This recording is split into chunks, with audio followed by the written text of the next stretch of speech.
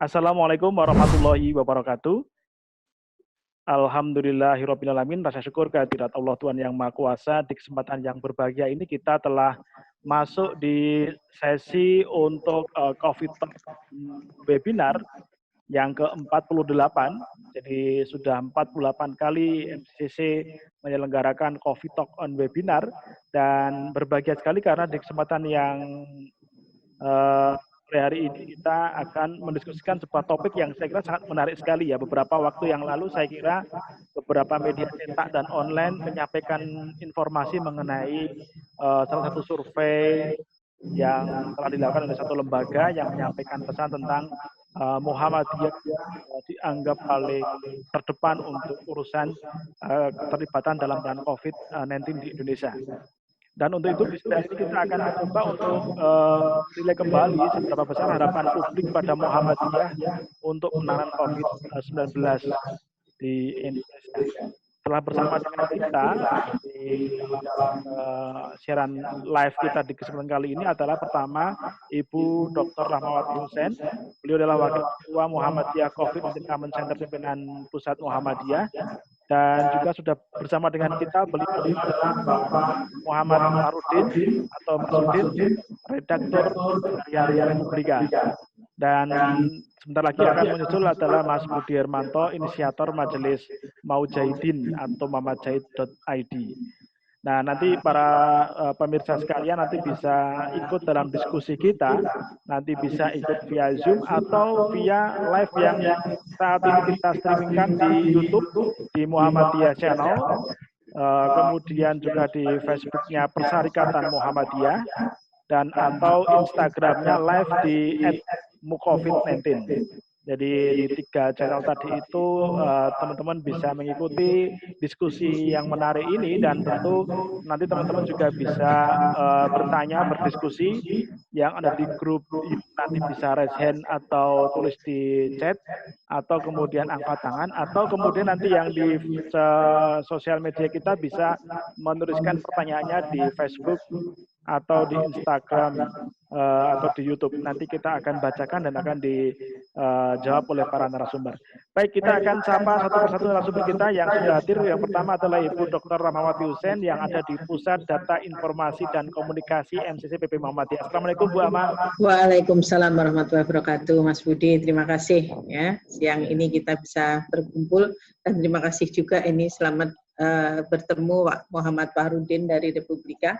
Dan kita tunggu yang satu lagi. Terima kasih. Baik, terima kasih Bu Ama. Jadi kalau Bu Ama ini memang sebenarnya panjang dan lebar gelar-gelarnya ya, termasuk jabatan-jabatan publiknya ya. Tapi tadi saya bacakan satu karena memang beliau selain sebagai Wakil Ketua MCC juga Wakil Ketua MDMC PP Muhammadiyah, juga unsur pengarah BNPB. Nah, saya yang agak lupa itu di PBB itu apa ya Mbak Ama? Saya sebagai unsur pengarah untuk dana kemanusiaan global, UNSERV, United Nations Central Emergency Response Fund. Ya, nah kira-kira itulah, termasuk juga di PPIC ya. Terima kasih Bu Ama. Lalu yang berikutnya adalah Mas Muhammad Farudin atau Mas Masudin. Assalamualaikum. Waalaikumsalam warahmatullahi wabarakatuh. Terima kasih Mas Budi. Assalamualaikum Bu Ama. Panutan kita ini sering muncul juga di Republika sehalaman. Terima kasih. Iya, memang kalau beliau tampil itu sudah pas Mas Udin ya. Iya, sudah porsinya itu ya dengan tadi ya aneka ragam jabatan beliau tadi itu. Mas Udin, tapi kami sekali lagi terima kasih ya, tengah malam saya kontak untuk bergabung di dalam diskusi ini ya. Ini Mas Udin di mana ini? Di kantor apa di rumah ini? Di rumah, Mas Budi. Wah, di rumah. Kemarin sih ke kantor, jadi kita seminggu sekali ke kantor, sisanya kita ngedit di rumah gitu. Reporter juga belum seluruhnya ke lapangan, jadi via telepon atau WhatsApp dan lain sebagainya. Mungkin sebentar lagi lah baru berani ke lapangan. Oke. Nah, Muhammadiyah saya kira banyak memberikan tempat Mas untuk dijadikan referensi berita-berita Republika, dan saya kira memang kita selama ini bermitra untuk mendiseminasi informasi banyak hal ya, terutama edukasi COVID-19. Baik, tema kita tentang harapan publik. Nanti saya mau mulai ke Bu Ama dulu. Jadi kira-kira sejauh ini kalau kita tengok ke belakang, tepatnya tanggal 5 Maret ketika Ketua PP Muhammadiyah Prof. Haidar menyampaikan komitmen Muhammadiyah akan terlibat dalam urusan penanganan COVID-19 di Indonesia setelah sebelumnya Presiden Jokowi tanggal 2 Maret memberikan informasi tentang 2 pasien di Depok yang dinyatakan terinfeksi Bu Ama. Jadi kira-kira hampir 4 bulan Muhammadiyah berdedikasi melakukan dukungan untuk penanganan COVID di Indonesia. Boleh dong diceritain kembali ke Bu Ama sekitar 10 menit ke depan Bu Ama cerita mengenai program-program Muhammadiyah melalui MCC maupun melalui masjid lembaga yang lain ya yang terkait dengan penanganan COVID. Monggo Mbak Ama disampaikan. Terima kasih Mas Budi. Kalau boleh nanti saya juga share screen ya, boleh, biar tahu apa yang kita lakukan ya. Jadi semenjak 5 Maret ketika pertama kali Muhammadiyah itu membentuk Muhammadiyah COVID Command Center. Kenapa dibuat task force? Karena Muhammadiyah itu kayak negara dalam negara ya. Banyak sekali lembaganya, majelisnya, kementeriannya. Jadi kalau MDMC itu BNPB-nya, juga ada yang membidangi kesehatan, MPKO itu seperti Kemenkesnya. Jadi semua terlibat, ada MPM, ada lembaga cabang dan ranting karena kita berhubungan dengan seluruh ranting di Indonesia. Pada saat itu kita di SK-kan oleh pimpinan Pusat Muhammadiyah untuk mengkonsolidasikan dan mengintegrasikan semua elemen di dalam Muhammadiyah untuk membantu penanganan COVID ya di Indonesia. Jadi ini memang cakupan areanya di Indonesia, bahkan tidak hanya di Indonesia, karena kita juga mengirim masker untuk mahasiswa-mahasiswa di berbagai negara. Jadi ini kita juga terlibat untuk ke luar negeri juga. Jadi awal yang dilakukan adalah penyiapan fasilitas atau sarana prasarana kesehatan. Karena kelebihan atau kemampuan Muhammadiyah salah satunya adalah memiliki rumah sakit. Walaupun rumah sakit itu tidak ditunjuk sebagai rumah sakit rujukan, tetapi menyiapkan rumah sakitnya karena tidak mungkin kalau ada pasien atau ada apa yang datang ditolak. Mau ODP, PDP atau yang hanya memeriksakan ya, merasa tidak enak itu tidak bisa ditolak. Dan hingga saat ini ada 88 rumah sakit yang sudah melayani pasien yang terkait COVID, baik itu PDP, ODP ya. Bahkan yang positif pun kita layani. Dari data yang terakhir itu kita sudah melayani 367 pasien COVID di 88 rumah sakit Muhammadiyah di seluruh Indonesia. Itu dari dari Aceh hingga Papua itu kita memiliki fasilitas. Tidak semuanya rumah sakit, ada yang masih klinik pun ikut melayani. Jadi karena mereka juga datang. Kemudian seluruh perguruan tinggi Muhammadiyah juga mendukung, terutama untuk melayani mahasiswanya, karena mahasiswanya banyak sekali. Jadi ada yang mahasiswanya bisa pulang dan tidak bisa pulang, itu yang dilakukan adalah mengkonsolidasi. Jadi bagaimana merawat, memberi pelayanan, memberikan dukungan kepada mahasiswa, baik itu bentuknya dana, sembako, bantuan pulsa karena harus kuliah daring ini ya, itu dibantu oleh Universitas-Universitas Muhammadiyah. Kemudian juga seluruh elemen di Muhammadiyah seperti Aisyah, Pemuda Muhammadiyah, Nasyatul Aisyah, itu juga bersama-sama melakukan kampanye besar-besaran. Jadi baik itu memberikan informasi, kemudian juga melakukan disinfektasi di area-area, ya. Kemudian kita juga melakukan bantuan pemberian sembako juga. Jadi hingga saat ini Muhammadiyah itu sudah memberikan sekitar 176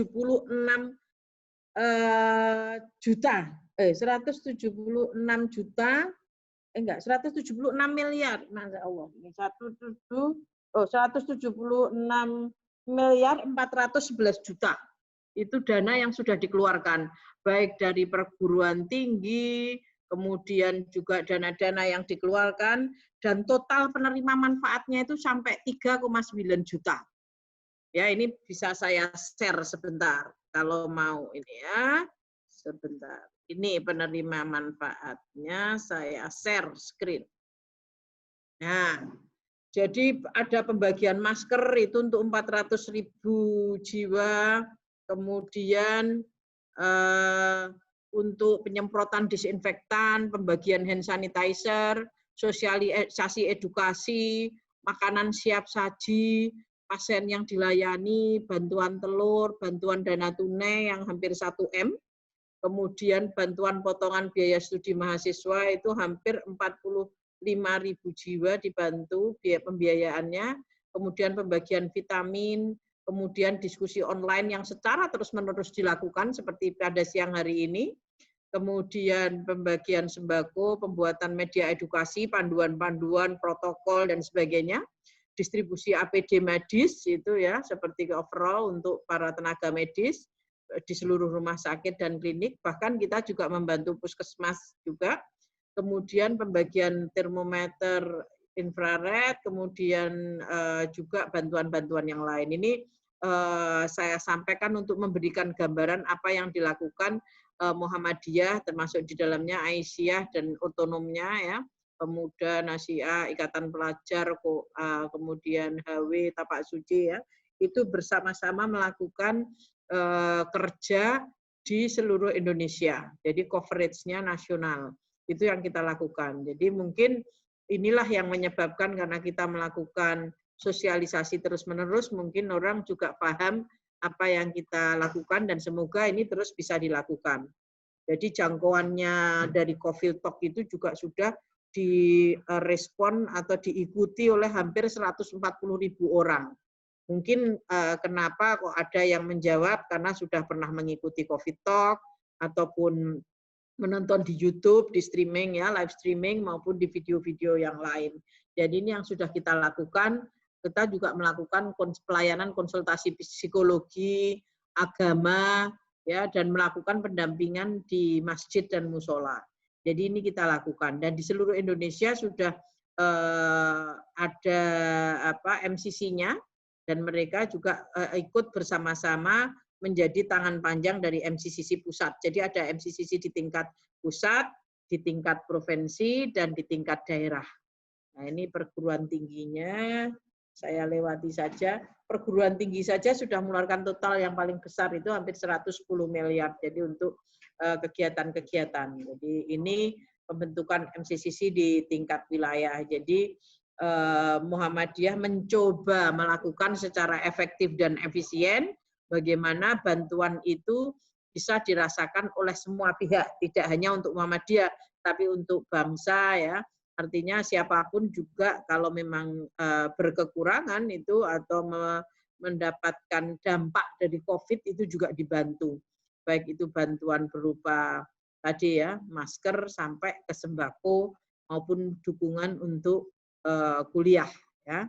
Jadi mungkin saya cukupkan itu dulu Mas, biar nanti ada yang tanya ya. Jadi ini kita kerja-kerjanya banyak sekali ya. Ini contoh-contohnya mendistribusikan tempat cuci tangan ya, mengedukasi ya, bagaimana pola hidup bersih, cuci tangan, pakai masker, kemudian pembagian pamflet dan melakukan mobil edukasi keliling di berbagai kelurahan, desa maupun perkotaan. Jadi itu secara umum, Mas Budi. Bagaimana ini saya stop share. Bagaimana Muhammadiyah sudah melakukan upaya-upaya secara menyeluruh, tidak hanya satu aspek, tetapi sebagai ormas yang besar ini melakukan kerja-kerja merespon dampak COVID itu secara menyeluruh. Dari seluruh aspek, baik itu pendidikan, kesehatan, ketahanan pangan, kemudian juga kampanye, edukasi, maupun juga advokasi, karena kita juga mengadvokasi terhadap kebijakan-kebijakan pemerintah. Kalau ada kebijakan pemerintah yang dianggap belum pas, kita menyuarakan untuk mengupayakan supaya ada flattening the curve, jadi tidak semakin tinggi ya kurvanya COVID ya, tetapi bisa melandai dan bisa kemudian lama-lama korbannya atau dampak terutama yang meninggal akan berkurang. Jadi itu Mas Budi, apa yang kita lakukan dari mulai Maret hingga bulan Juni ini, dan ini kita belum tahu sampai kapan karena SK-nya itu tidak terhingga sampai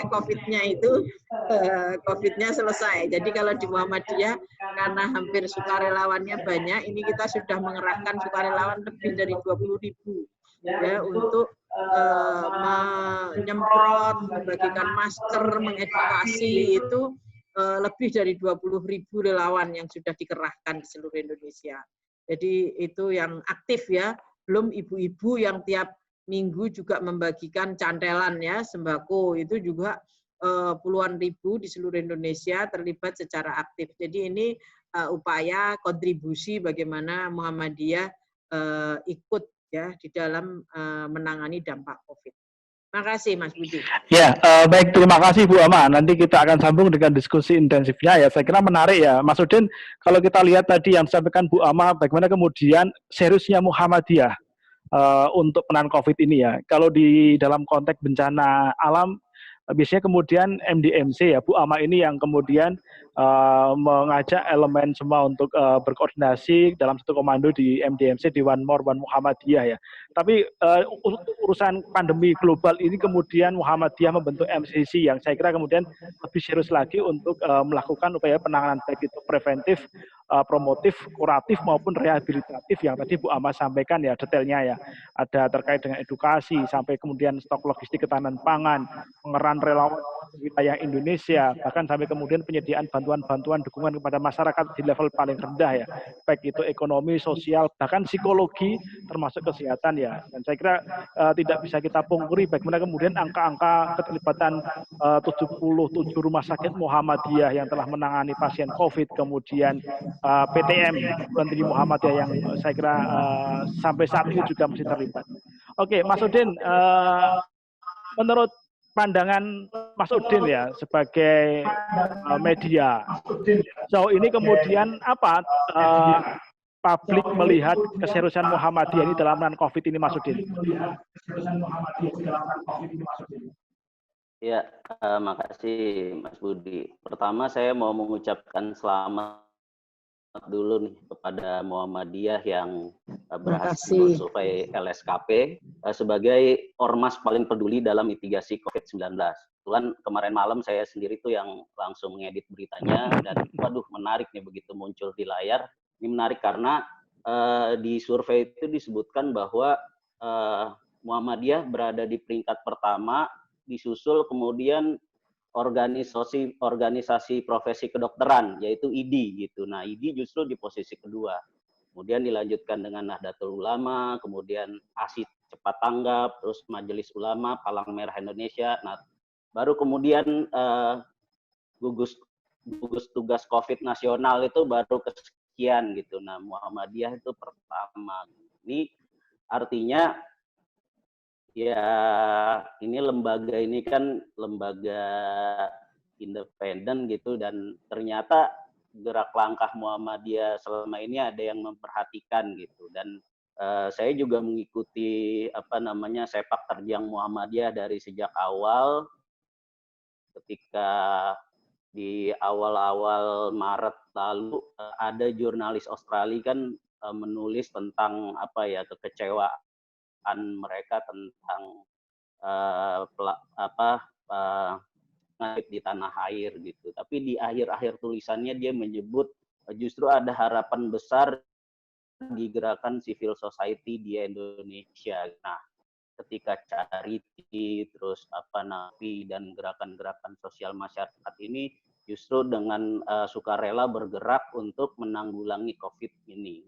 Tapi gerakan-gerakan civil society yang ada itu kebanyakan dan nafasnya pendek gitu. Nah, yang paling punya nafas panjang itu saya lihat ya justru ya Muhammadiyah ini dengan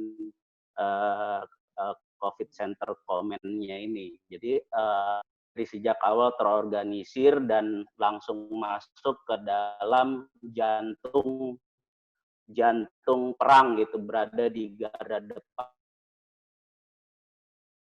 Nah, ini memang ormas Muhammadiyah yang paling konkret ya dalam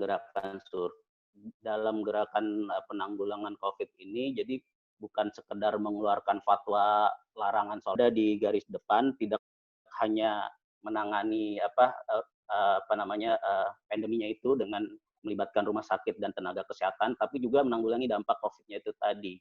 Bahkan ada juga pengerahan dari bantuan dari kampus-kampus. Itu saya mengikuti ketika bulan puasa, mahasiswa yang nggak bisa pulang kampung itu disubsidi oleh misalnya kampus UMY gitu, membelikan sahur dan lain sebagainya. Jadi mereka, nah ini benar-benar Muhammadiyah hadir di tengah-tengah masyarakat. Juga saya dengar juga ada program UMKM gitu ya, yang sekarang mungkin dilakukan Lajismu gitu. Nah juga yang paling ngepop itu waktu itu, dan ini menggambarkan bagaimana publik itu trust sama Muhammadiyah itu ketika Sobat Amjar menyalurkan bantuannya itu ke Muhammadiyah gitu untuk penyaluran bantuannya sekitar 2 miliar kalau nggak salah. Nah, hebatnya di Muhammadiyah itu ketika kita nyari memberikan bantuan, nah ada transparansi di sana gitu. Jadi disebutkan itu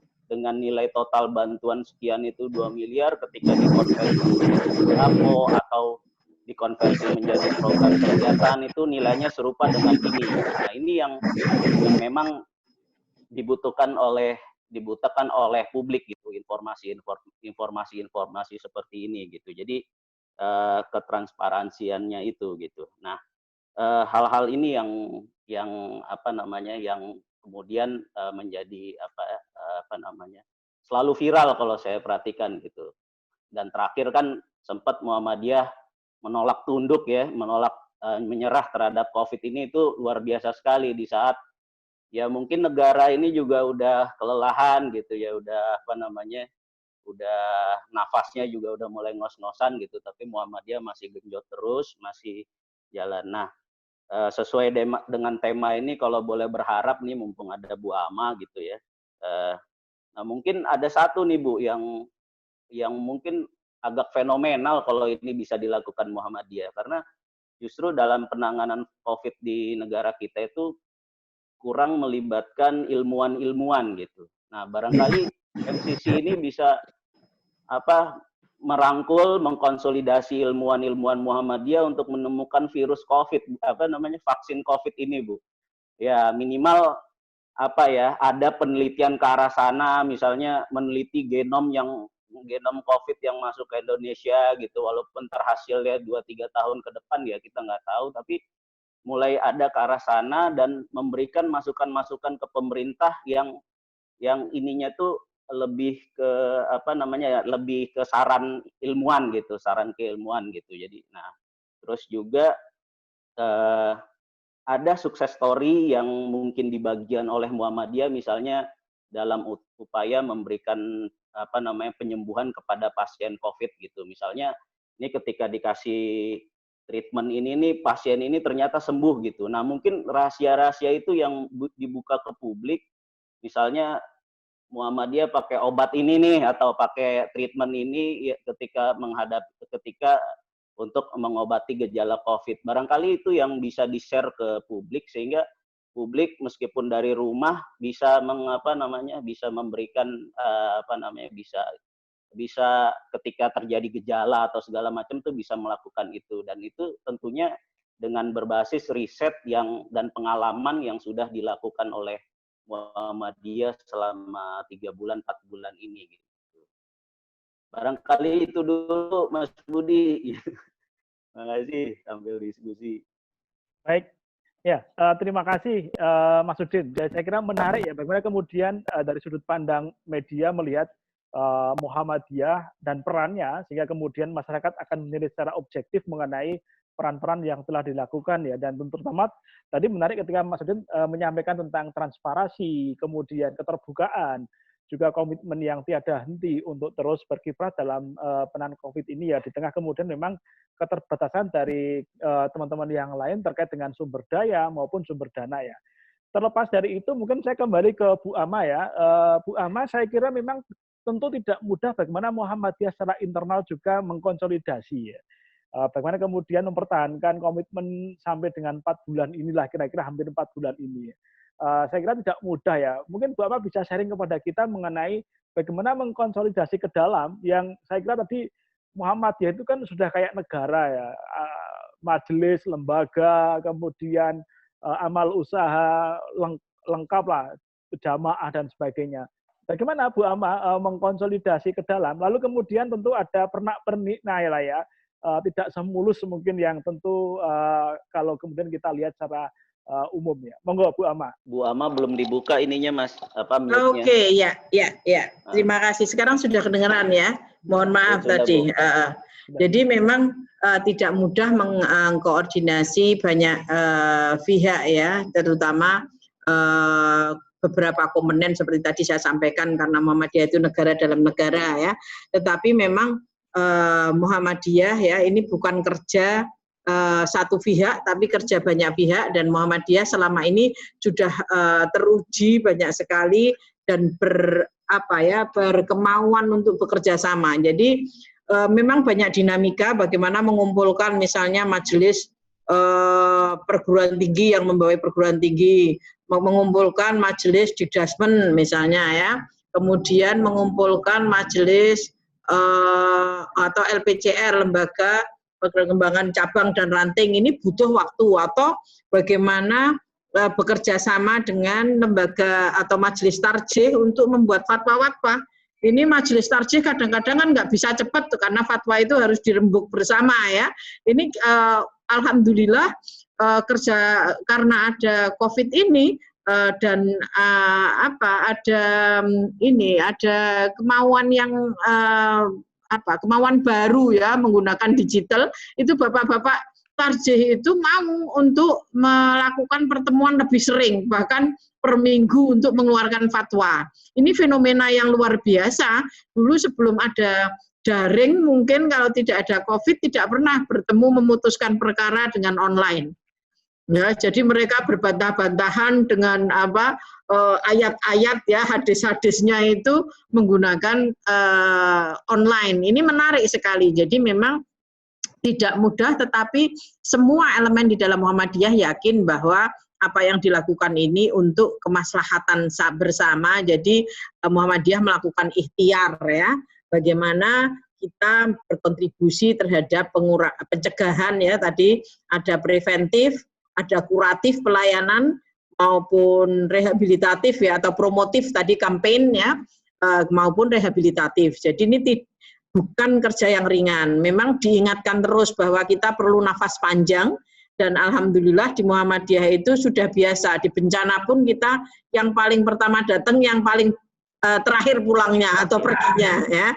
Jadi ini sudah terbiasa kita mengatur supaya kita bisa punya nafas panjang, sehingga yang dilakukan adalah bagaimana saling menyemangati, kemudian berbagi kerja, ya, berbagi kerja, saling menyemangati, dan kemudian juga selalu melakukan koordinasi dan konsultasi secara terus-menerus. Jadi inilah yang mungkin ya, dengan ghiroh atau semangat untuk semangat yang besar untuk membawa kemanfaatan yang lebih besar terhadap umat atau bangsa Indonesia ini, yang membuat kita itu nggak capek ya, karena memang 4 bulan ini kita ya offline ya online, bahkan sehari bisa 3-4 kali Zoom ya, untuk melakukan koordinasi, karena koordinasinya di semua level, baik itu level nasional antar lembaga, antar majelis, kemudian dengan wilayah, dengan daerah, bahkan hingga ranting.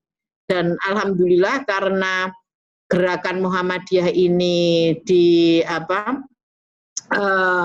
dikenal atau sudah kelihatan seperti tadi, dipercaya juga oleh beberapa donor, sehingga itu membuat nafasnya lebih panjang lagi. Jadi ada beberapa donor yang ikut mendukung karena tahu Muhammadiyah melakukan upaya-upaya yang nyata seperti tadi disampaikan oleh Mas Fahrudin ya. Jadi bagaimana publik sudah mulai melihat apa yang dilakukan, dan juga dukungan dari anggota Muhammadiyah di seluruh Indonesia ini membuat Muhammadiyah makin dipercayai tidak hanya oleh publik tetapi oleh donor.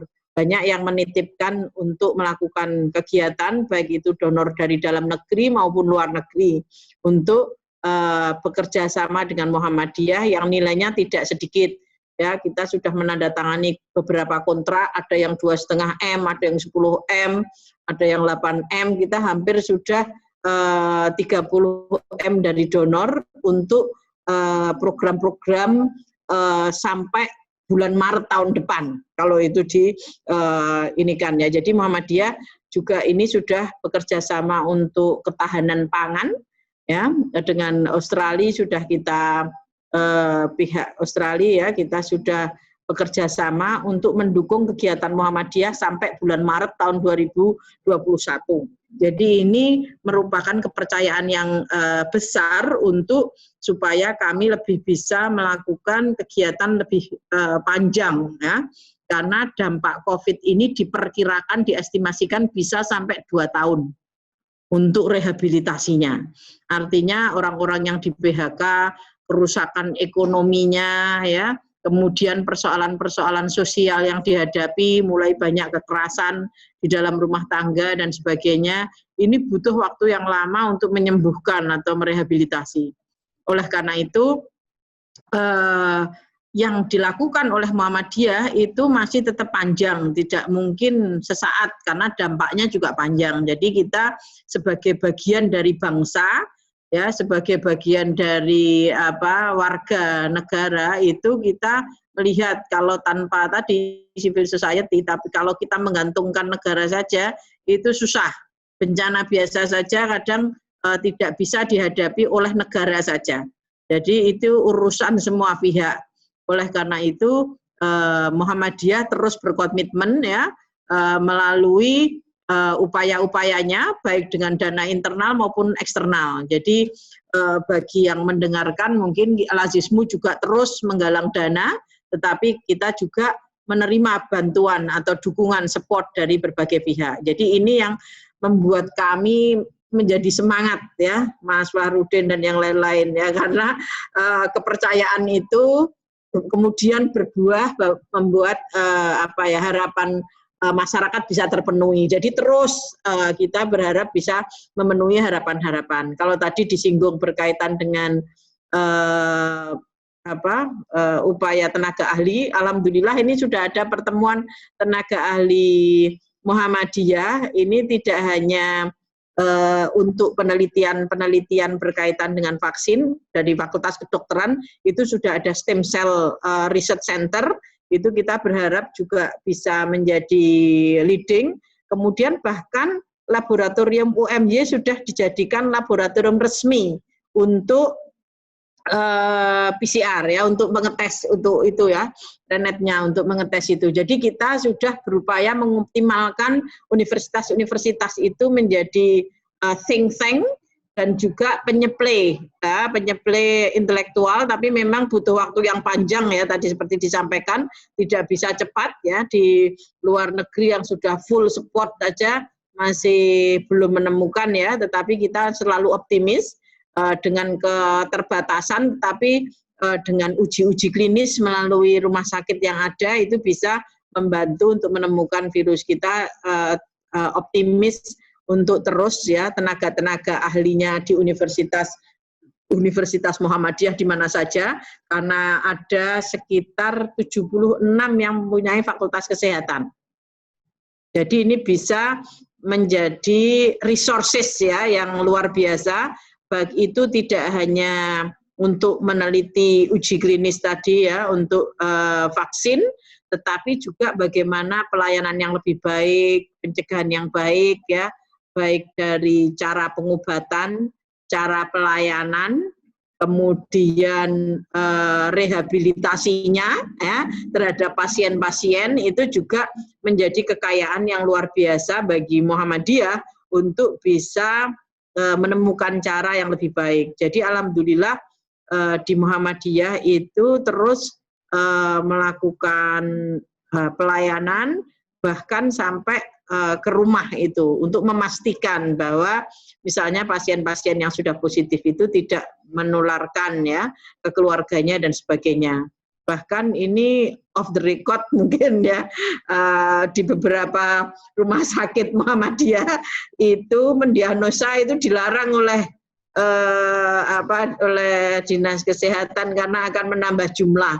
Ini kami mendapatkan beberapa masukan beberapa hari ini bahwa tidak boleh memberitakan. Jadi kita men-tracing pasien COVID, ternyata beberapa rumah sakit itu menemukan menemukan warga ataupun keluarga yang terserang COVID, dan kita melakukan tracing, tetapi itu tidak boleh diberitakan karena kalau diberitakan Muhammadiyah bisa tidak direimburse oleh pemerintah. Ini kan sebetulnya aneh gitu ya, untuk supaya daerah tidak kelihatan banyak COVID-nya kok yang kemudian tidak melakukan upaya yang solutif.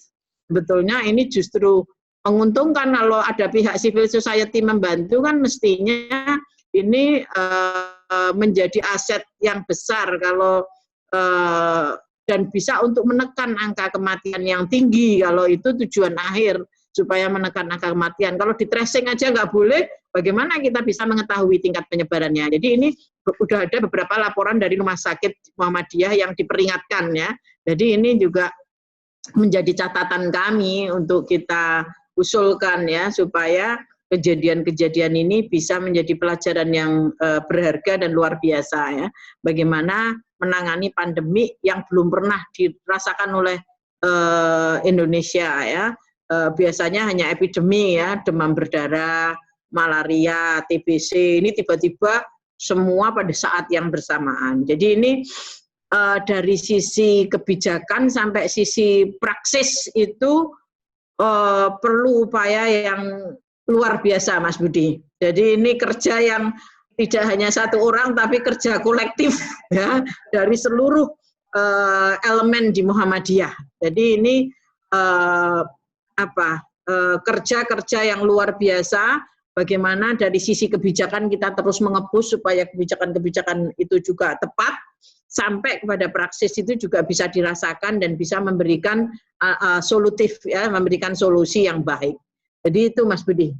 Dinamikanya bagaimana kita harus melakukan merespon berbagai hal.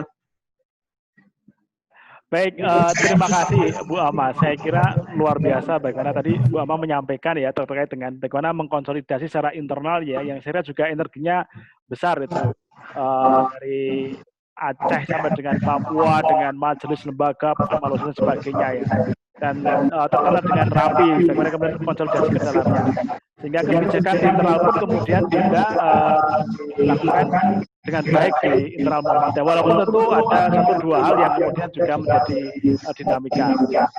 Baik, terima kasih. Saya mau ke Mas Budi Hermanto ya, karena sudah masuk. Budi Hermanto, apakah sudah bisa mendengar suara saya? Mas Bud? Halo. Oke, baik.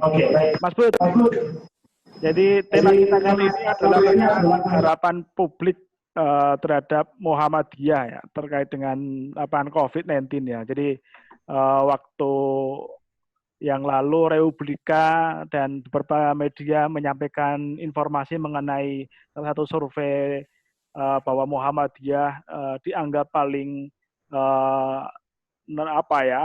paling wahid ya terkait urusan komitmen dalam penanganan COVID ini.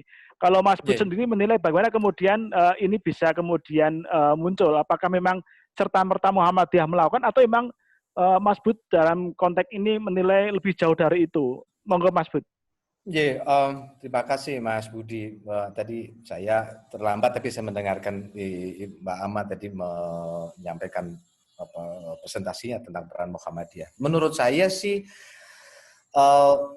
semoga dugaan saya benar, karena sebagian besar warga Muhammadiyah termasuk beberapa aktivis kemanusiaan yang saya tahu persis mereka terlibat di dalam respon atas COVID, baik itu atas nama Muhammadiyah maupun institusi lain, itu saya kira punya semangat filosofi yang sering diajarkan almarhum Muhammad Dahlan ya, soal al-ma'un itu, sehingga banyak kawan-kawan yang saya tahu mereka bekerja untuk kemanusiaan pada situasi COVID ini dengan berbagai cara. Dan Muhammadiyah memang sependek yang saya baca di di ranah media, baik itu media sosial maupun media mainstream, ya sedang sangat baik peran apa yang sedang kita lakukan bersama-sama. Apalagi Muhammadiyah kemudian bikin task force khusus ya, yang dikomando Ibu Rahmawati, MCCC. Tapi di luar itu, saya juga ada banyak kawan-kawan kita di daerah, misalnya di Kudus, ada aktivis pemuda Muhammadiyah yang waktu itu terlibat bersama saya dalam sejak bulan Maret, bahkan membantu nyediain alat pelindung diri ya, apapun bentuknya, karena mereka nggak tega ngelihat para medis kita hanya menggunakan baju jas hujan kan gitu, seadanya. Ya, semoga ini hal yang baik dan sebaiknya jangan menyerah Bu Ama, walaupun tadi dibilang Yuda nggak usah lapor ini itu, udahlah kiblat kita pada urusan kemanusiaan dan saya percaya Muhammadiyah bisa lakukan itu dengan baik. Nanti Mas Budi. Mas Bud, mungkin bisa agak lebih dipertegas lagi. Bagaimana sih kemudian ketika lembaga menilai, kemudian bisa memunculkan Muhammadiyah? Bagaimana proses analitik yang dilakukan sehingga kemudian satu lembaga bisa menyampaikan pesan tentang Muhammadiyah itu memang memiliki komitmen yang kuat ya, dari alat ukur seperti apa Mas Bud? Mungkin Mas Bud bisa sharing pada kita semua. Ya kalau dari cara pandang saya, karena walaupun saya tahu ada Mas Budi dan kawan-kawan di MCC, kan tidak setiap hari saya ada di sana. Cara pandang saya waktu itu coba ngukur ini Muhammadiyah dan COVID, saya coba track gitu ya, Muhammadiyah dan COVID. Oh lumayan baik narasinya, peran Muhammadiyah pada soal COVID. Yang kedua yang kemarin cukup membuat Muhammadiyah dikenalkan, saya kira dipahami oleh banyak orang, Muhammadiyah ini kan tidak terlalu afirmatif terhadap istilah jargon new normal ya. Yang itu yang saya baca. Jadi Muhammadiyah tidak terlalu afirmatif lah, enggak mau mengatakan tidak setuju tapi ya agak halus-halus gitulah. Tapi ya itu tuh Mbak Ama. Ya, gitu. Tapi itu disetujui gitu ya. Itu disetujui. Saya waktu itu coba membaca diksi new normal itu kayak apa sih pendapat publik. Kalau toh orang memberikan pernyataan positif, tapi itu agak satir lah kan gitu. Kan gitu ya. Sampai belakangan ada teman yang juga melakukan survei gitu, yang Juni COVID mau berakhir gitu. Ya ini jadi bahan guyonan luar biasa oleh netizen kita. Jadi saya kira posisi Muhammadiyah yang tetap bekerja untuk kemanusiaan dan berhati-hati dengan new normal ya. Apalagi Muhammadiyah yang rumahnya di Jogja, inline dengan pernyataan Ngasor Dalem yang waktu itu Jogja ora kesusu ya dengan new normal gitu. Nah, nggak salah saya dengar itu ya, Jogja menyatakan tidak terburu-buru untuk mengikuti new normal. Itu yang membuat saya kira Muhammadiyah saat ini ada di depan pada soal penanganan COVID ya, dibanding ormas yang lain. Dan saya mendukung itu, saya pribadi mendukung itu karena juga saya baca banyak kawan-kawan yang di luar Muhammadiyah membuat bersikap yang sama lah ya. Apa iya mau dipaksa ke new normal, mau kenyataannya memang abnormal ngene kok mau dipaksakan. Kok dipaksakan kan gitu ya. Bahwa kita harus berhati-hati ya, lebih baik kan begitu. Iya. Gitu ya, gitu. Ya. Saya kira Muhammadiyah udah on the track sih Mas Budi, Mbak Ahmad dan teman-teman itu. Ya. Walaupun tidak menyatakan menolak, tapi lah berhati-hati lah. Bisa halus. Gitu. Ya itu pinter-pinternya Muhammadiyah yang ngono ku ya. Terima kasih. Ya, baik. Terima kasih Mas Bud. Apa namanya? Ya saya kira memang jadi menarik. Saya ke Mas Udin ya. Mas Udin, saya kira tadi bolpanya kenceng banget tuh ketika Bu Ahmad bilang ini on the record, off the record gitu ya. Tapi perlu kami sampaikan bahwa sekali lagi ini kita live ya di Muhammadiyah Channel, kemudian di YouTube-nya, kemudian juga live di Facebook-nya, kemudian juga di Persyarikatan Muhammadiyah dan juga di Instagram kita ya. Jadi memang kita live kan. Apa komentar Mas Udin? Tapi saya bukan ke itu ya Mas Udin. Sorry, kita ke kita ke ini. Sekarang kalau kemudian 4 bulan ini Mas Udin, publik masih berharap apa sih Mas sebenarnya Mas untuk COVID ini? Ya, itu tadi walaupun off the record tapi nggak apa-apa kan kita diskusikan di sini ya. Nah, jadi memang Bu Ama yang kita perlukan itu semacam counter opini gitu. Counter opini dalam arti itu kalau kita berobat ke dokter tuh kan second opinion gitu ya. Kalau kita ada gejala penyakit ini terus kita mau tanya-tanya, kita pasti tanya lagi ke dokter lain kan, pengen tanya second opinion-nya. Nah, ini di dalam penanganan COVID kali ini di negara kita ini ya second opinion itu kurang gitu. Jadi cuman searah kita dari pemerintah gitu, sehingga bahkan ketika satu arah itu memunculkan banyak pertanyaan. Nah, pertanyaan-pertanyaan itu yang memang ya jadi pertanyaan kita juga di meja-meja redaksi. Ini kok ada misalnya satu daerah itu tidak ada penambahan COVID-nya karena di daerah situ laboratorium COVID-nya lagi rusak gitu atau lagi libur, ya jelas saja hasilnya nol gitu.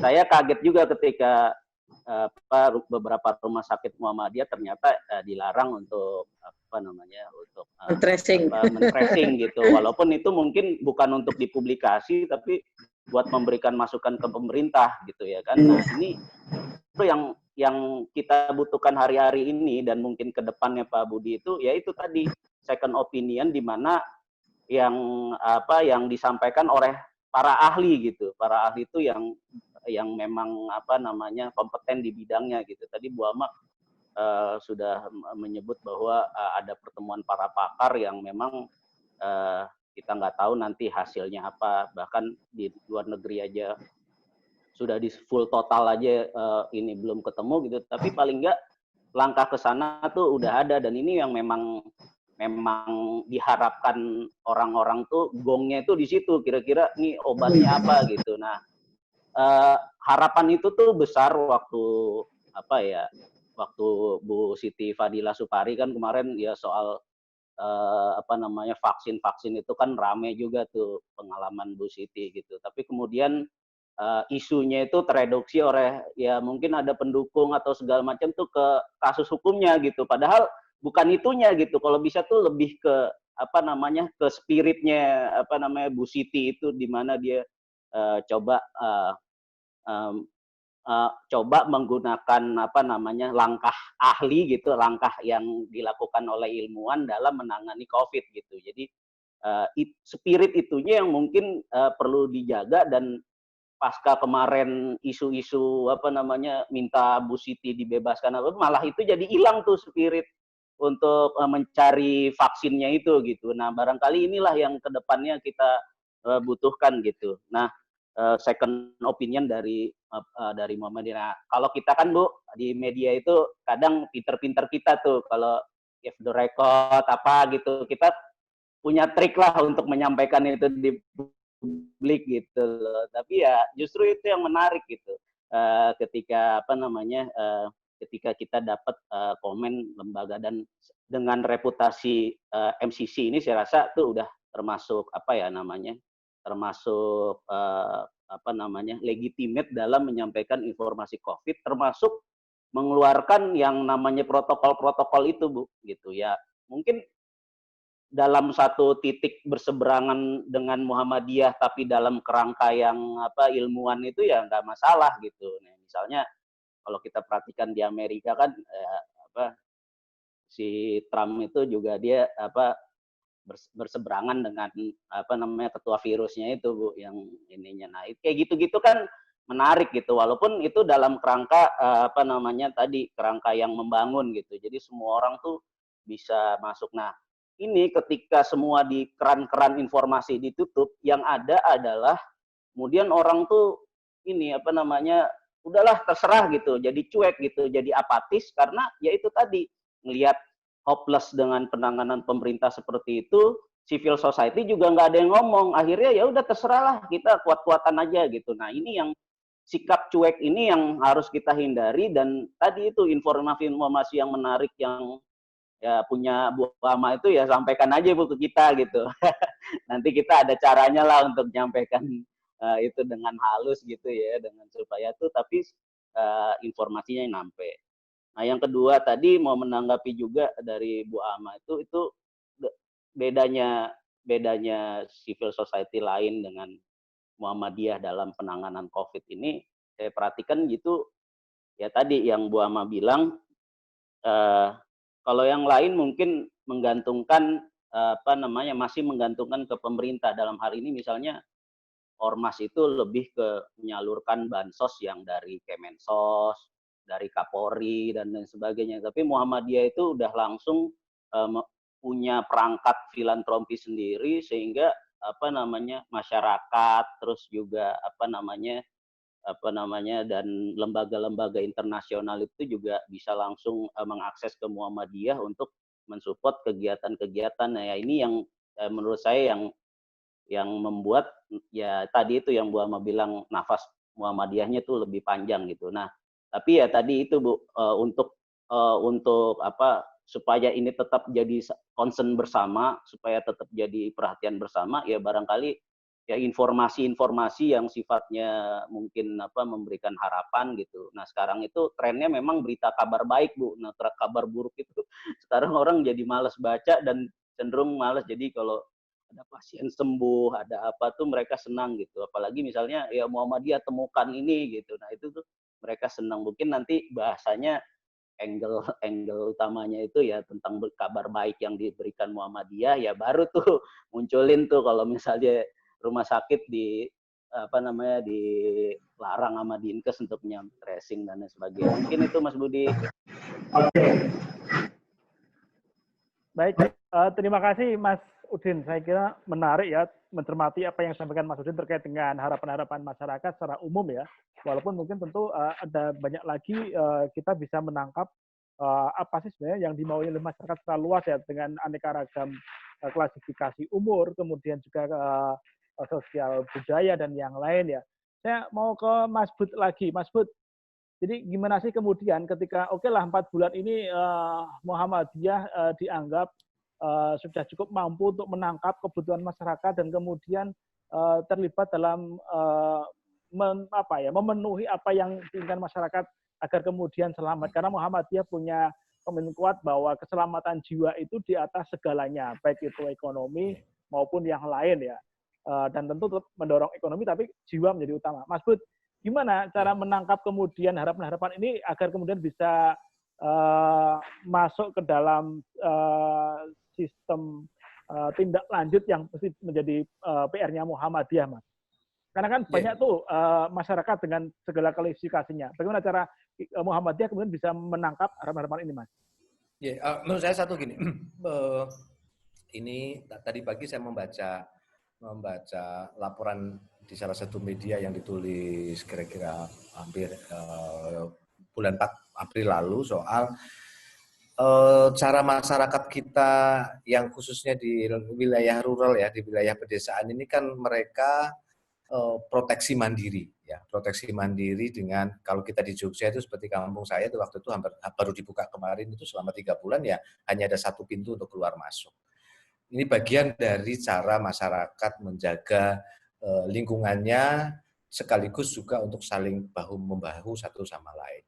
Nah, 4 bulan ini relatif di beberapa tempat menurut saya berhasil, termasuk peran Muhammadiyah.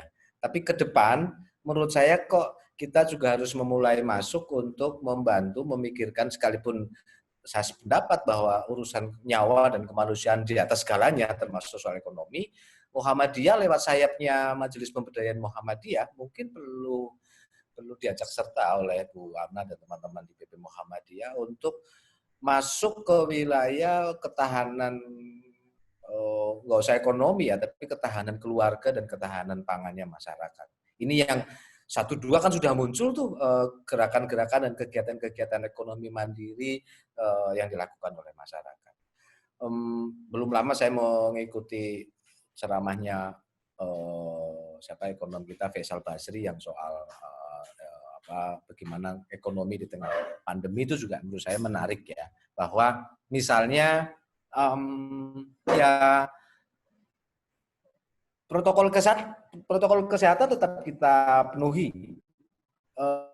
Para pedagang kita dan para saudagar kita di Muhammadiyah harus tertib pada soal itu karena itu juga penting. Tapi kita juga harus mampu membantu ekonomi dengan protokol kesehatan yang ini saya kira Muhammadiyah bisa lakukan itu lewat sayap Majelis pemberdayaan Muhammadiyah ya, yang beberapa kawan-kawan ada di situ. Menurut aku gitu Mas Bud, Muhammadiyah ke depan selain masih tetap pada positioning kita hari ini untuk menjaga kesehatan, mengedukasi orang, kita masuk ke wilayah bagaimana masyarakat tetap bisa makan, bisa hidup, tetapi dengan cara-cara yang baru dan cara-cara yang kreatif. Mungkin anak-anak muda Muhammadiyah bisa pikirin lah gimana caranya ada startup yang mempertemukan tukang sayur keliling sama kita yang di rumah gitu loh. Ya sangat tahu gitu ya, apa startup atau apapun, antara tukang sayur keliling sama yang kita di rumah, antara petani yang punya beras dengan kita yang butuh beras, antara petani yang punya kacang dengan mereka yang butuh kacang, petani yang punya jagung dengan peternak, misalnya kayak gitu. Saatnya sekarang Muhammadiyah juga mungkin ambil alih, bukan ambil alih, andil di soal-soal kayak gitu ke depan. Dan saya meyakini Muhammadiyah bisa lakukan itu, Mas Bud. Oke, baik. Makasih Mas Bud. Bu Ama, jadi saya kira tadi menarik ya ketika kemudian Mas Udin menyampaikan pesan, ayo Muhammadiyah lebih terbuka lagi ya, karena tentu pandemik belum berakhir ya. Puncak nggak tahu lah ya, mau puncak mana ya, puncak Merbabu di sana, puncak Merapi di sana, dan sebagainya ya, kalau kita analogi. Mas Bud tadi menyampaikan bahwa saya kira memang Muhammadiyah sudah lama bergelut dalam hal komunitas ya, di level komunitas paling dasar keluarga tadi ya. Mau tidak mau kemudian bahwa Pak Presiden juga akhir-akhir ini menyinggung tentang pentingnya untuk komunitas di level paling dasar agar lebih bertahan ya, karena seiring dengan mulai berlonggarnya di level-level yang lebih tinggi. Muhammadiyah sendiri sejauh ini untuk memenuhi harapan di level komunitas paling dasar seperti apa Mbak Ama? Mungkin bisa diceritakan. Masih di mood kali Bu Ama. Lagi ya. Soalnya takut kalau feedback ini. Baik, terima kasih. Jadi Mas Fahrudin, insya Allah nanti informasi-informasi yang perlu akan kami terus sampaikan, karena tanpa bantuan media juga orang nggak akan tahu apa yang sudah dilakukan, dalam arti untuk kampanye ya, untuk supaya kita bersama-sama melakukan upaya yang sungguh-sungguh, karena tanpa ketegasan ya, tanpa disiplin dan kampanye yang terus-menerus ya tetap akan tinggi terus. Ini saya baru baca California itu pertama kali yang paling ketat, kemudian dibandingkan New York kasusnya sedikit, tapi setelah dibuka sedikit langsung kasusnya naik. Itu yang terjadi. Ini kita tidak ingin jadi contoh ya bagaimana pemerintah dengan tadi yang disampaikan Mas Budi, new normalannya itu membuat orang sudah nggak new normal tapi dianggap normal lagi, jadi sudah tidak disiplin, jadi new normal sama dengan normal padahal masih abnormal. Jadi ini masih penting untuk terus disiplin, jadi bahasa-bahasa seperti itu juga kita lakukan supaya kita terus kampanyekan supaya orang tuh nggak lengah ya, bahwa new normal tidak sama dengan normal.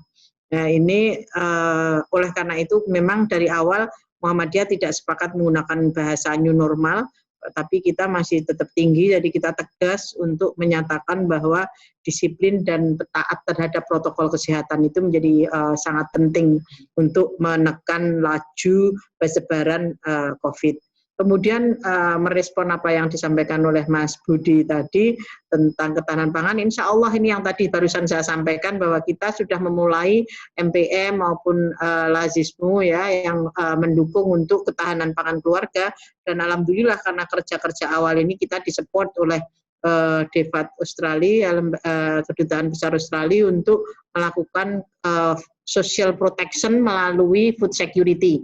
Jadi perlindungan jaminan sosial atau perlindungan sosial melalui ketahanan pangan. Jadi ketahanan pangan ini ketahanan pangan keluarga, kita insya Allah akan menggunakan sasaran di beberapa tempat, baik itu di Jawa Timur, Jawa Tengah terutama yang COVID-nya masih tinggi, untuk yang terdampak juga besar karena populasinya cukup besar di Jawa Timur dan Jawa Tengah. Itu kita akan melakukan kegiatan urban farming, juga tadi digital marketing, menghubungkan antara petani dengan pembeli di kota. Jadi ini nanti kita berharap bahwa hasil produksi pertanian itu tidak berhenti di desa, tetapi juga di kota yang nggak bisa, itu juga bisa melakukan pembelian dengan cara-cara dengan melalui digital ya, ada kolektornya. Nanti mungkin tempatnya bisa di Ranting Muhammadiyah, yang pengepulnya misalnya ya. Jadi itu kita sudah pikirkan programnya, insya Allah akan kita mulai 1 Juli ini, awal Juli ini hingga Maret tahun depan. Jadi program itu akan kita harapkan target keluarganya itu sampai 4.500 kakak. Jadi tidak sedikit itu jumlah yang cukup besar. Kita berharap bisa membantu kaum yang marginal atau rentan atau yang terpinggirkan karena proses COVID, baik itu karena PHK atau karena kemiskinan struktural. Sudah miskin kena COVID, jadi sudah jadi fakir ya. Jadi itu juga double ya. Jadi itu juga akan jadi perhatian kita. Terus kaum difabel misalnya ya, itu akses terhadap pelayanannya juga kurang. Ini akan jadi perhatian kita untuk sampai 10 bulan ke depan bagaimana kita bisa membantu ketahanan pangan supaya mereka mendapat perlindungan sosial. Karena kita sudah sering membaca di koran kalau bantuan langsung tunai tidak sampai, bansos tidak merata ya. Ini juga dan hanya sesaat. Sementara kebutuhannya itu banyak. Jadi kita berharap dengan dukungan urban farming minimal bisa mereka nafasnya bisa panjang. Kita membantu penyediaan bibit untuk kemudian bibit, pupuk ya, termasuk juga minimal untuk kebutuhan mereka sendiri di rumah supaya berbulan-bulan ini sampai tahun depan mereka masih bisa untuk bertahan hidup karena mereka mungkin beras dapat, tapi beras tanpa sayur juga imunnya berkurang. Jadi kita ingin juga tidak hanya mereka bisa memenuhi kebutuhan pangannya, tetapi juga mereka lebih sehat. Ya, dan di situ kita juga akan lewat ketahanan pangan itu tetap melakukan promosi kesehatan maupun melakukan distribusi informasi tentang protokol-protokol kesehatan.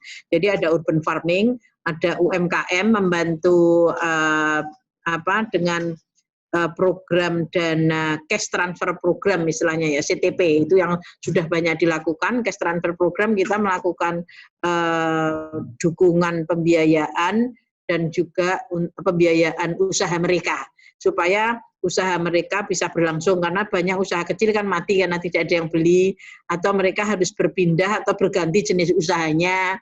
Nah, ini akan kita bantu dalam program itu. Jadi program ini akan kita segerakan karena kita berharap masyarakat bisa lebih bertahan ya, dilindungi secara sosial, karena kalau mereka tidak dilindungi ya mereka juga gampang sakit dan gampang tertular. Jadi itu insya Allah Mas Budi itu sudah kita rencanakan dan tinggal running saja programnya. Sudah kita mulai juga di beberapa tempat inisiasinya, bahkan Ibu-Ibu Aisyah itu tiap minggu sudah membuat cantelan, cantelannya itu cantelan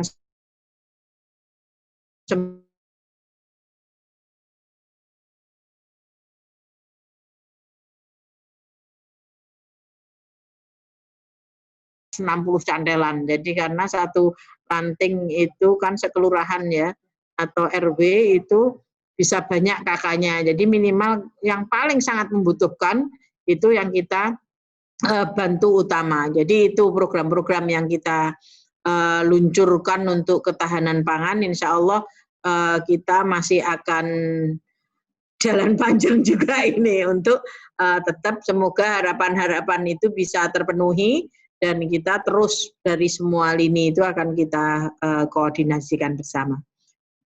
Mungkin itu Mas Budi. Ya, dan tentu pelayanan kesehatan juga masih terus jalan ya Mbak Maya? Ya, kesehatan terus, bahkan kita juga bekerja sama, ini ada dukungan dari WHO, kemudian dari Temasek Singapura untuk membantu peralatan, itu juga kita dipercayai ya, karena kemampuan Muhammadiyah memberikan layanan, sehingga kita didukung oleh WHO maupun Temasek dari Singapura untuk peralatan-peralatan medis. Jadi kita tetap terus akan meningkatkan upaya layanan tadi untuk mengurangi kesakitan, angka kesakitan atau juga mengurangi morbiditas atau angka kematian, tapi juga ikut menyembuhkan supaya bisa semakin banyak yang disembuhkan karena COVID ini bisa sembuh ya. Tapi kalau kondisinya telat dan buruk, ya bisa menimbulkan angka kematian yang tinggi. Tapi kalau tracingnya betul, itu bisa kita dari awal kita sudah melakukan upaya-upaya pencegahan yang sistematis. Gitu Mas Budi. Oke, makasih Mbak Ama. Saya kira sebuah jawaban untuk memberikan maaf sebentar saya ya jawaban kepada masyarakat bagaimana kemudian Muhammadiyah tidak berhenti sampai di sini ketika kemudian Muhammadiyah telah berkhidmat di 4 bulan ini, tapi ke depan tentu banyak hal yang masih akan dilakukan Muhammadiyah.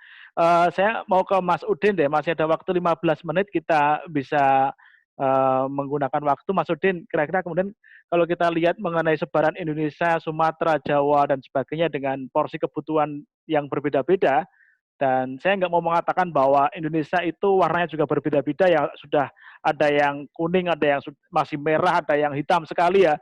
Jawa Timur saya kira masih menunjukkan angka yang cukup tinggi. Mas Udin sendiri menilai terkait dengan harapan publik secara utuh ya Indonesia Raya ini seperti apa? Yang kemudian Muhammadiyah tadi itu programnya bisa program yang benar di waktu yang benar di tempat yang benar dalam kacamata media, Mas Udin.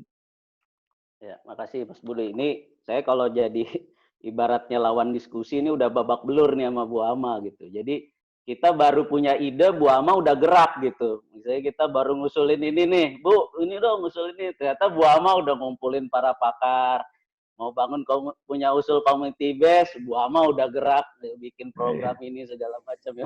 Iya. Jadi tinggal sering ketemu aja Mas Udin. Kita sering ketemu aja ya. Iya, iya. Ya jadi silakan, intinya gini Mas. Nah ini kan ketika ini kan naik terus ya COVID ini, bahkan nyampe sekarang tuh di angka 1000 tiap hari itu selalu ada gitu. Tapi pada saat yang sama kekhawatiran orang terhadap COVID ini udah berkurang jauh Mas Budi. Kalau dulu COVID baru 2 kasus tapi ketakutan orang tuh luar biasa gitu. Nah tapi kalau ini dengan penambahan setiap hari positif itu sekian ribu, tapi orang udah biasa gitu ya. Itu mungkin udah santai udah santai gitu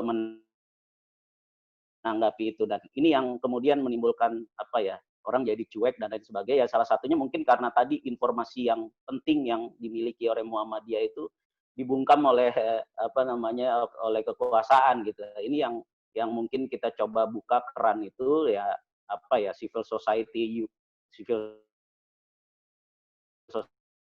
juga kan media itu bagian dari civil society gitu. Mungkin kolaborasi ini yang perlu gitu. Ya mungkin ke depan Mas Budi bisa ada gathering virtual dengan berbagai media gitu ya, yang narasumber utamanya Bu Ama lah gitu. Jadi kita bukan cuma dari Republika aja, dari CNN semua ini informasi yang disampaikan Bu Ama itu jujur saya juga baru dengar Bu gitu.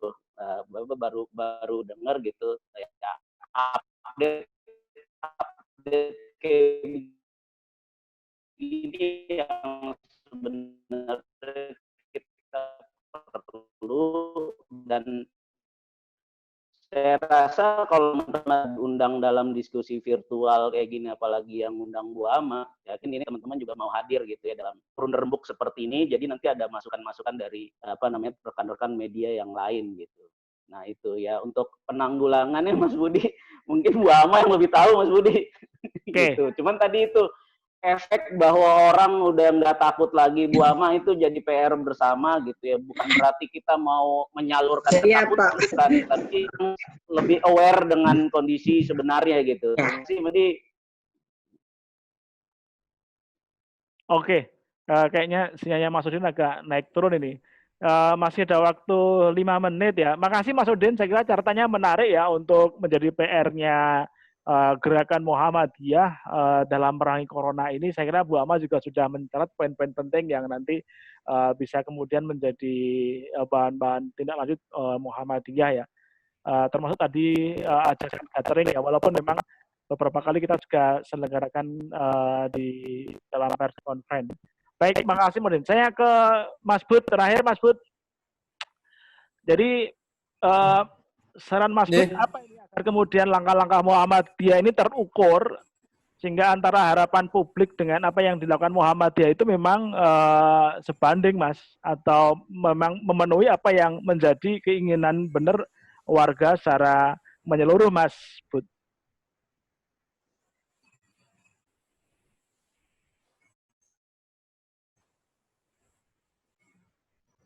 Ya, Pak, agak putus-putus punya Mas Budi atau saya ya? Ini suara Punya saya agak saya ini putus. kayaknya. Oke, usul saya begini. Seingat saya pernah terlibat dulu pimpinan. Oke, nggak apa-apa Mas. Tapi saya nangkap apa yang pertanyaan Mas Budi. Muhammadiyah dalam ini dia punya pengalaman baik mengisi workshop awalnya di Solo dan di Semarang pada program penanganan tuberkulosis di Kota Solo dan di Kota Semarang. Itu nanti bisa ditanyakan ke teman-teman Aisyah ya, bagaimana progres dan ininya kegiatan itu. Tapi jadi saya punya usulan begini. Kayaknya ke depan kita harus perkuat pasukan kita. Artinya libatin masyarakat sebanyak-banyaknya.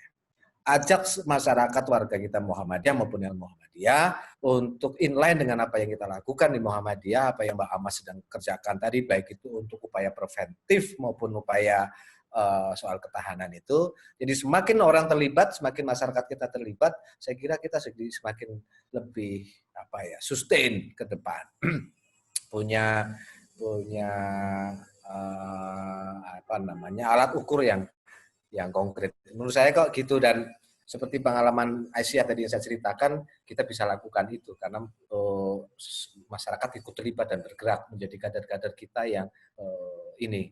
Jadi yang jalanin program bukan hanya teman-teman di pelaksana program di pimpinan ranting saja, tetapi warga Muhammadiyah juga terlibat. Tentu secara fisik harus dijaga agar ada protokol kesehatan yang dijaga. Tapi saya kira mendorong keterlibatan masyarakat, semakin banyak orang yang terlibat, semakin banyak kelompok dan komunitas yang bergabung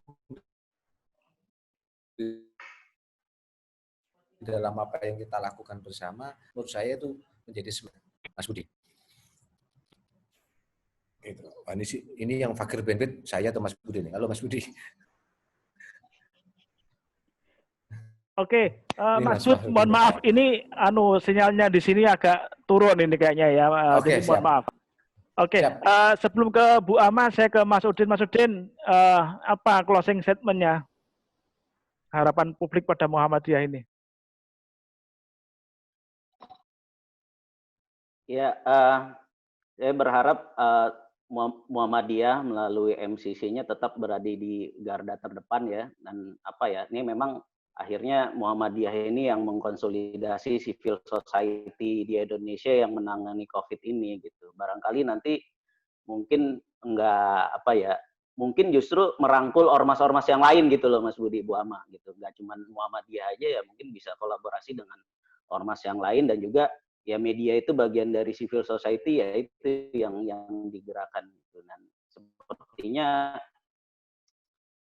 Muhammadiyah punya resource itu, punya SDM, punya sistem, dan punya punya infrastruktur yang memang paling siap, yang memang mungkin lembaga internasional juga trust dengan Muhammadiyah, juga dengan orang-orang yang menggerakkan itu. Nah, trust itu yang mungkin perlu dijaga dan perlu dibangun gitu ya, sehingga ya napas panjang itu tadi bisa terus. Dan memang sepertinya nih dengan adanya wabah COVID ini juga akhirnya Muhammadiyah yang sudah 1 abad ya, nah di abad kedua ini mungkin mulai ketemu jalannya gitu, mulai ketemu identitas Muhammadiyah yang asli itu akhirnya muncul gitu di tengah wabah COVID ini gitu. Antara lain tadi yang Bu Ama bilang, majelis-majelis fatwa itu sekarang kalau rapat ya berbantah-bantahan lewat virtual gitu. Itu kan sebelum COVID nggak ada ya Bu, maksudnya paling rapat mungkin katanya tadi sebulan sekali atau apa, tapi dengan adanya COVID ini mereka intens segala macam, dan ini akhirnya menemukan jalan pengabdian Muhammadiyah di abad kedua ini, di mana di abad era digital dan lain sebagainya itu, dan Muhammadiyah masih relevan. Itu Bu Ama, Mas Budi, terima kasih banyak nih, saya dapat justru yang banyak dapat insert dan masuk info-info yang menarik gitu dari sini. Baik, terima kasih Mas Udin. Harapan dan tadi tentu komitmen Muhammadiyah itu terus dipertahankan ya. Saya ke Bu Ama ya, masih ada 1 menit Bu Ama, silakan Mbak Ama, closingnya dipersilakan.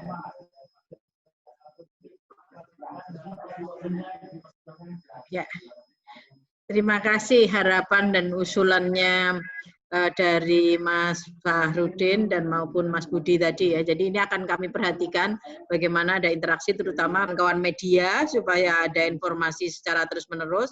Untuk jaringan insya Allah ini juga saya jadi nggak enak ini ngomong. Kita sudah lakukan sebetulnya membuat sejajar itu dengan kawan-kawan OMS lain, organisasi masyarakat sipil, itu anggotanya sudah 600 Mas.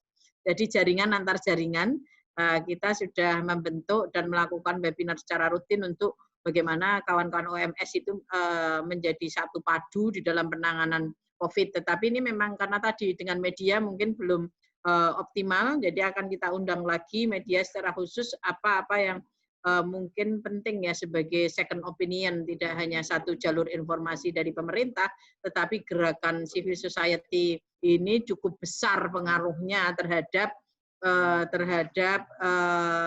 penanggulangan COVID. Jadi ini memang agak berbeda dengan negara-negara lain ya. Kalau negara lain juga ada yang kuat pemerintahnya, tetapi secara tegas di Indonesia mungkin pemerintahnya masih dianggap belum bisa memenuhi, tapi dukungan dari kawan-kawan OMS itu cukup signifikan. Artinya mereka terus-menerus secara tidak lelah ya membantu masyarakat. Oleh karena itu kami berharap bahwa kerjasama dengan semua pihak, termasuk media, kami sangat terus akan meminta bantuan media untuk menyampaikan kabar baik yang kami lakukan supaya memberi optimisme ya di dalam penanggulangan bencana.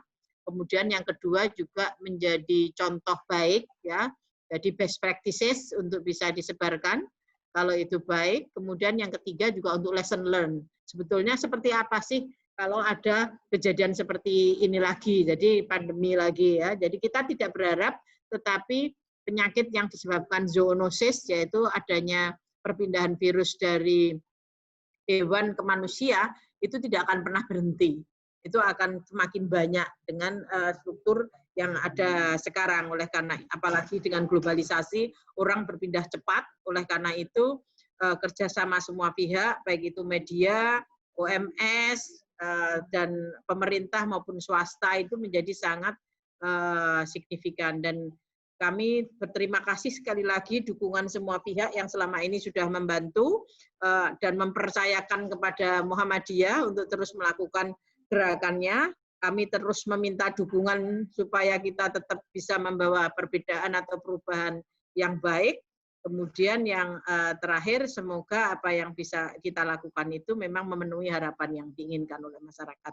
Dan bagian dari akuntabilitas Muhammadiyah ya, untuk memenuhi harapan stakeholder-nya. Dan itu kata penutup dari saya, Mas Budi. Terima kasih. Baik, terima kasih Bu Ama, terima kasih Mas Udin, terima kasih Mas Budi Hermanto ya bersedia untuk memenuhi sebagai narasumber di diskusi COVID Talk on webinar kita di siang hari ini. Saya kira banyak hal telah kita catat dari apa yang telah beliau sampaikan, dan Bu Ama telah menjawab dinamika kebutuhan masyarakat yang tentu akan terus dilakukan oleh Muhammadiyah melalui MCC untuk terus bergerak merangi corona bersama dengan masyarakat untuk lebih bertahan.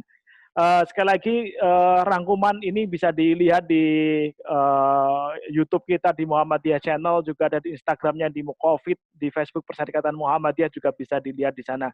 Dan sekali lagi terima kasih. Semoga Muhammadiyah yang tadi disampaikan Mas Udin sebagai leadernya di Social Society semoga tetap akan berkelanjutan, tidak menjadi kendor, tapi terus untuk menjadikan Indonesia lebih aman dari corona. Terima kasih Bu Ama, terima kasih Mas Budi, terima kasih Mas Udin. Kita akan ketemu lagi di hari berikutnya dengan tema yang berbeda saya kira, tapi nanti kita akan undang kembali. Terima kasih dan mari kita akhiri, kita syukuri dengan baca hamdalah. Alhamdulillahirrahmanirrahim. Mohon maaf sekali lagi lafaz. Assalamualaikum warahmatullahi wabarakatuh.